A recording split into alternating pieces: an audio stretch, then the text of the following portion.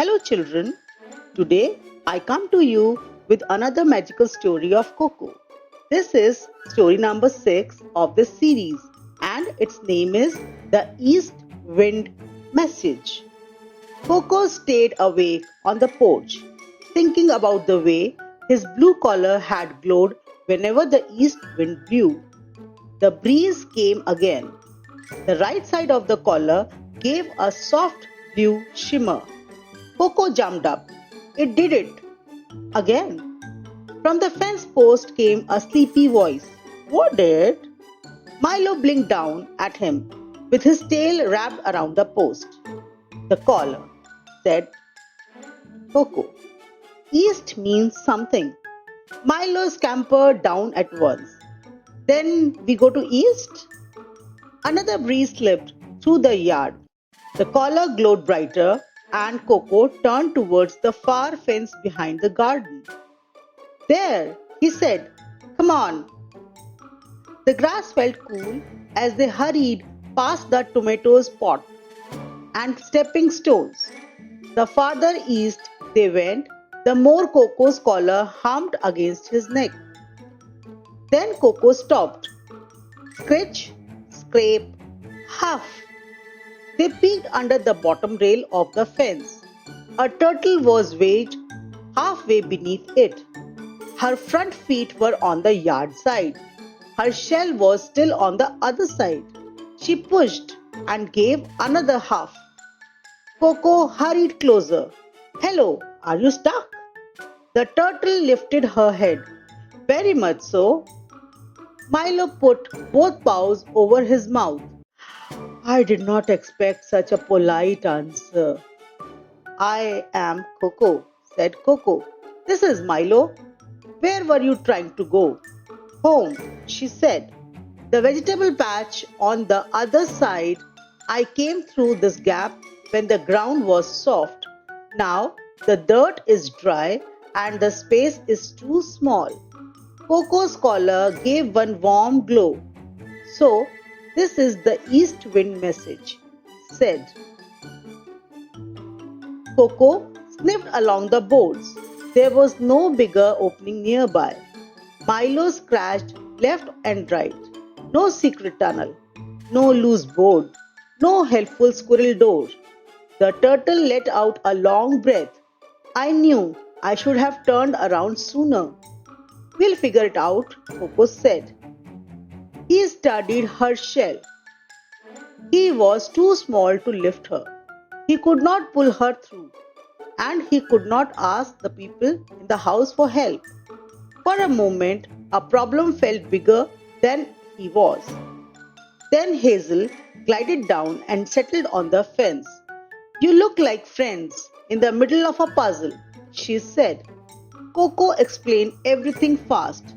The glow, the fence, the turtle. Hazel listened then asked, does she need to go through the fence? Coco blinked. Well, yes. Hazel tipped her head. Or does she need to get to the vegetable patch? Those are not the same question. Milo gasped. There is a very Hazel sentence. Coco looked past the fence, then around the yard. The gate? He said. At the far end of the garden was the little wooden gate that led into the vegetable patch. Can you walk that far? Coco asked. The turtle nodded. Slowly. Slowly is fine, Coco said. Her name was Tansy. She began her careful trip along the inside edge of the fence, while Coco padded beside her in the grass and Milo raced ahead to check the path. At first, everything went well. Then, they reached the wheelbarrow. Afternoon wind had blown a pile of twigs across Tansy's path. She pulled her head halfway into her shell. Oh dear! Not oh dear, Coco said. Only oh twigs. Milo leaped onto the pile. I am excellent at twigs. He tossed the small ones aside. Coco shoved the longer sticks with his shoulder. Hazel tugged a bendy vine free with her beak. Soon the path was clear again. Tansy stepped through. "Thank you," she said. By the time they reached the gate, the moon had climbed higher. "Here we are," Milo announced. Tansy looked under the gate and sighed. "The gap is full of leaves." Coco dropped his nose to the ground. She was right. Wind had packed a crunchy pile under the gate and blocked the opening shut. The mystery was not solved after all. Milo flopped over. The gate had betrayed us.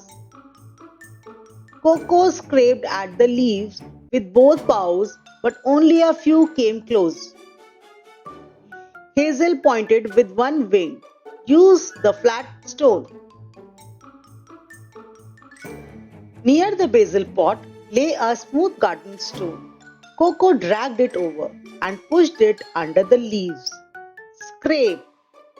Out came a bunch of dry leaves. Scrape again. More leaves slid free. Milo joined in, flinging them behind him, so fast that one landed on his own head. "Do not comment on that," he said. Coco's voice wiggled. "I would never." More leaves came out. Then a clump of dirt. Then one stubborn twig. At last, a real gap showed under the gate. "Tansy," Coco said, stepping back, "try now." Tansy lowered her head and moved forward. Her front feet slipped under first, then her shell. For 1 second, Coco held his breath. Then she popped to the other side. "I did it," Tansy called. Milo sprang into the air. "Victory for the long way around." Coco's collar glowed bright blue, then slowly softened again. The episode mystery was solved at last. Tansy had been stuck on the wrong side of the fence, and the answer had not been force. It had been patience, teamwork, and a better path home. Tansy turned back from the edge of the vegetable patch. "Before I go, there is something you should know, Coco." "Me?" "Yes, the old apple tree has been calling you." Coco stared. "Calling me?" Hazel's moon charm gave a tiny glint. "For 3 evenings," Tansy said, "I heard the roots humming your name under the soil, softly, as if the tree had a promise to keep." Coco looked around across the yard towards the old apple tree. Its branches moved very gently, even though the wind had gone still. His collar gave one last shimmer. Hazel folded her wings. "Then tomorrow has already made its plan?" Coco gazed at the tree, full of the warm, curious feeling he always got when kindness and mystery met in the same place. "Tomorrow," he said, "we go talk to an apple tree." Alright children, so we have reached the end of this story and I'll be coming up to you with few questions. Question number 1. Why was Tansy the turtle stuck by the fence? You are right. Tansy, the little turtle, wanted to reach back to her home. She stuck under the fence because there was very less space to cross the fence. Question number 2. How did Coco and his friends finally help her get home? Correct. Instead of taking her through the fences, Coco and his friends decided to take her through the gate.